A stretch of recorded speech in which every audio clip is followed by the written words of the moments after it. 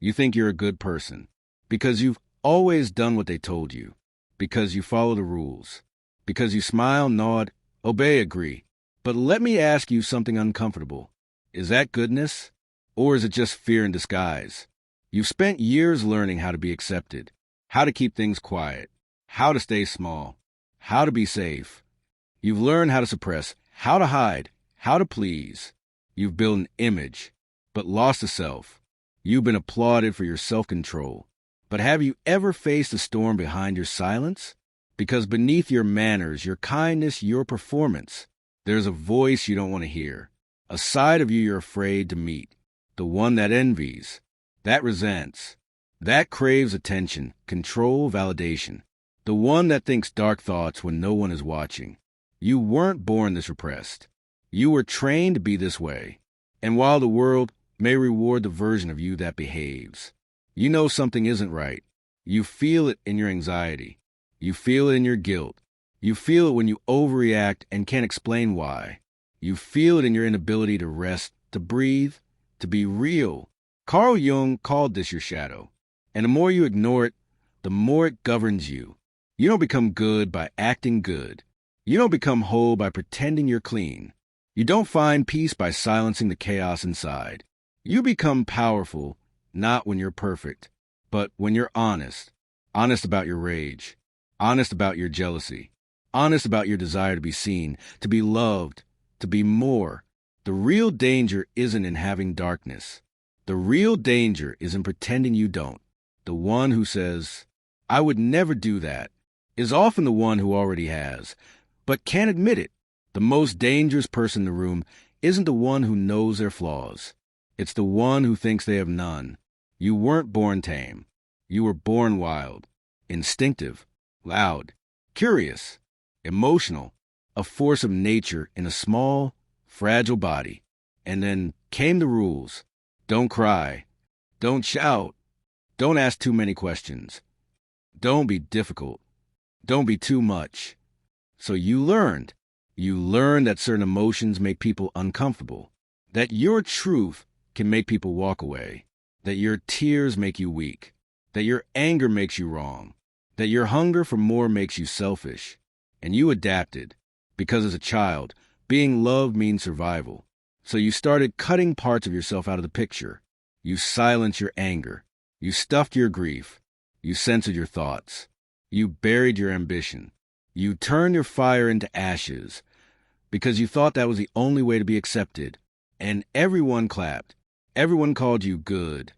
But you weren't whole anymore. You were edited. What was once you became not me.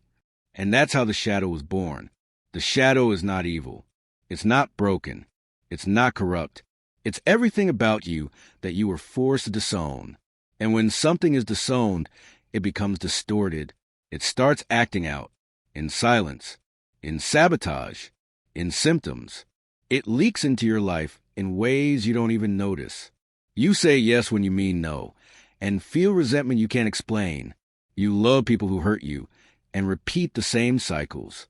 You lose your temper with your kids, your partner, yourself, and feel guilty for days. But that's not random. That's your shadow, screaming to be seen. It shows up in sudden overreactions, guilt that doesn't match the situation, anxiety you can't name, chronic people-pleasing, addictions and compulsions, rage out of nowhere, a deep, unexplained feeling that something inside you is fake. You wear masks so well you forgot there was a face underneath. It's not just in your reactions. It's in your identity. You might think you're always calm, but what you really are is emotionally frozen. You might think you're always nice, but what you really are is conflict avoidant. You might think you're helpful, but what you really want is control or validation. The shadow is smart. It adapts. It hides in your virtues. And the more spiritual, intelligent, or successful you become, the more sophisticated your oppression can be. You don't beat the shadow by being better. You meet it by being real. And that part of you, the one who cries, who screams, who burns, who aches, that's not the enemy. That's your power, waiting to come home. Carl Jung said, "Until you make the unconscious conscious, it will direct your life and you will call it fate." So stop calling it bad luck. Stop blaming others. Stop thinking this is just who you are. No, this is who you became when you believed your truth was too much for the world to handle. But now it's time to unlearn, to unfold, to remember. You think you're in control. You wake up, make choices, plan your day, post inspirational quotes, say things like, I know who I am. But then it happens. Someone criticizes you and you explode. Someone succeeds and you feel envy you can't admit. Someone ignores you and suddenly your mind is a storm. And you tell yourself, I'm just tired, just stressed, just human. But deep down, that wasn't you. It was a part of you you haven't met yet. A part of you rejected for years. A part of you that is sick of being silent. That was your shadow. You know your shadow is in control when you get offended too easily. You overreact to things that feel small. You can't let go of past wrongs. You're deeply uncomfortable with people who are bold, loud, confident, because they express what you repress. You constantly feel guilt, but don't know why. You feel responsible for everyone's emotions, but can't feel your own. You want to be admired, but can't admit it.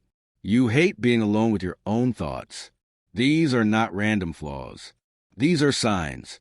Signs that the parts of you you've exiled are operating from the basement, because what is denied doesn't disappear. It waits. You don't just live with your shadow. You see it in others, and you hate them for it. That person who triggers you for no reason. That friend whose success feels like a threat. That stranger who makes your skin crawl. What if it's not about them? What if it's your unconscious looking back at you? Jung called it projection. You reject your own arrogance, so you only see it in others. You suppress your desire for control, so you call others manipulative. You avoid your own wounds, so you only see dysfunction in your parents, your ex, your enemies. You aren't reacting to them. You're reacting to what you buried. You say, they're toxic, but maybe they're just reflecting something you haven't accepted. The shadow lives in the finger that points. And here's the worst part. The more unaware you are of your shadow, the more predictable you become, because you'll keep sabotaging relationships. You'll keep attracting the same patterns. You'll keep escaping into the same numbing behaviors. And you'll call it just how life is. But it's not life. It's your unconscious patterns repeating themselves. Your shadow runs your life like a script. Same triggers, same reactions, same shame after it's over. You wonder, why do I always feel empty? Why do I ruin good things? Why can't I stop needing validation? The answer is simple. Your shadow doesn't want your perfection. It wants your presence. It's screaming, not to destroy you, but to wake you up. You don't defeat the shadow. You don't silence it. You don't outgrow it. You face it. This isn't a war. It's a reunion with the parts of you you buried to survive.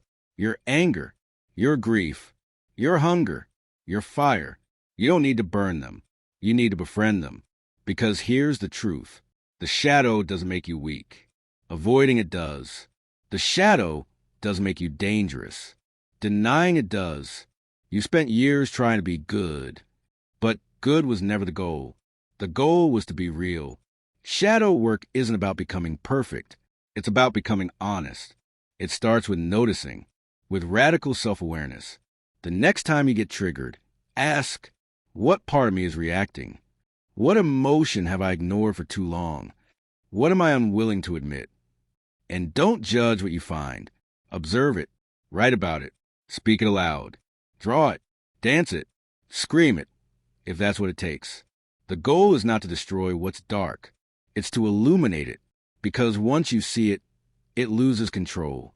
Awareness turns monsters into messengers, and what once felt like poison becomes power. To accept your shadow doesn't mean you justify it. It means you take responsibility for it. You say, yes, I have rage. Yes, I want to feel important. Yes, I sometimes manipulate to feel safe.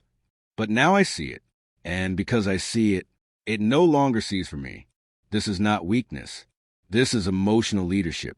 It's choosing to act from awareness, not from old wounds. When you integrate the shadow, you gain something rare.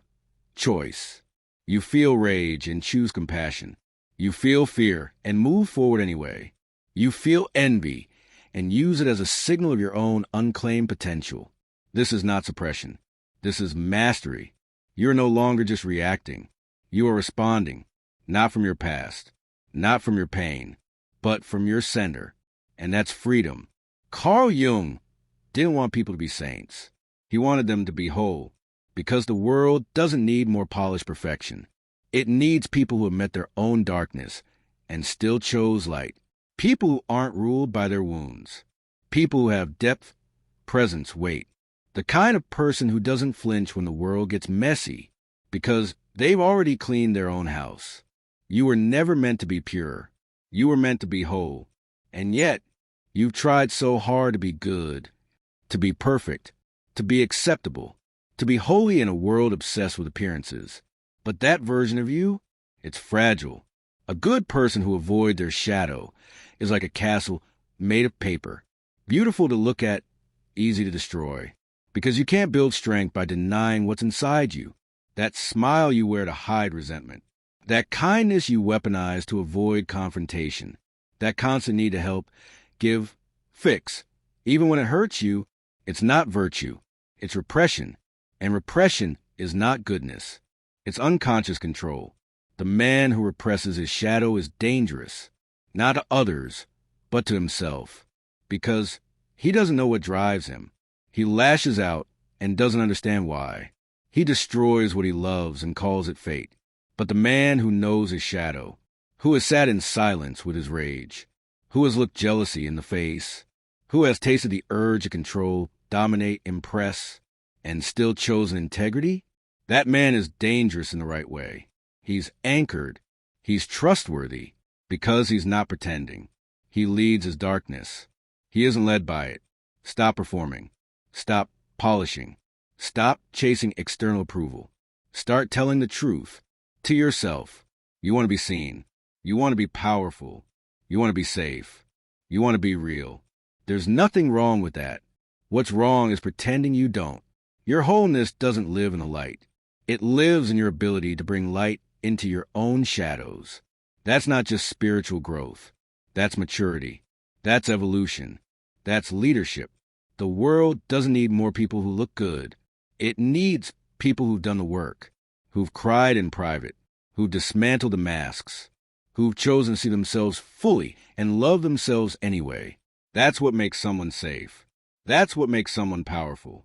The most grounded, loving people you'll ever meet are not the ones who chase purity. They're the ones who face their shadow and made peace with it. So don't strive to be perfect. Strive to be authentic. That's where your liberation lives. That's where the real good begins. You've tried to fix your life by fixing the outside, changing your habits, your job, your relationships, your appearance. But the real battle was never out there. It was inside, always. The shadow isn't your enemy. It's your teacher. It's your missing voice. It's the cry of your soul asking to be whole again. You can keep pretending, keep distracting, keep performing, or you can begin. The most important journey you will ever take is not to another country, not to another salary, not to another version of success. It's the journey inward, into the silence, into the discomfort, into the parts of yourself you've run from for years. That place, your shadow, is not the end. It's the beginning, because what you find there is not shame. It's not weakness. It's truth.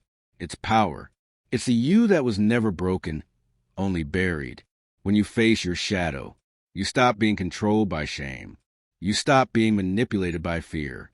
You stop needing validation to feel worthy. You stop playing roles and start living reality. You stop running and start leading. You speak. You feel. You act. You choose, not from your wounds, but from your awareness.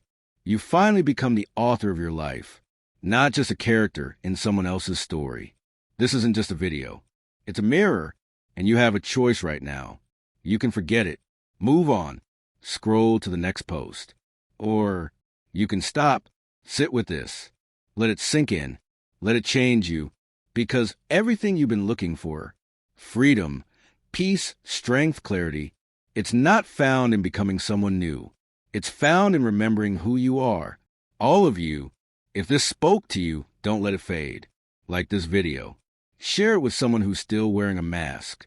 Subscribe to the Carl Jung Depths, because this channel isn't here to entertain. It's here to wake you up. The shadow isn't something to fear. It's the map to your liberation. And you are just beginning to see who you truly are.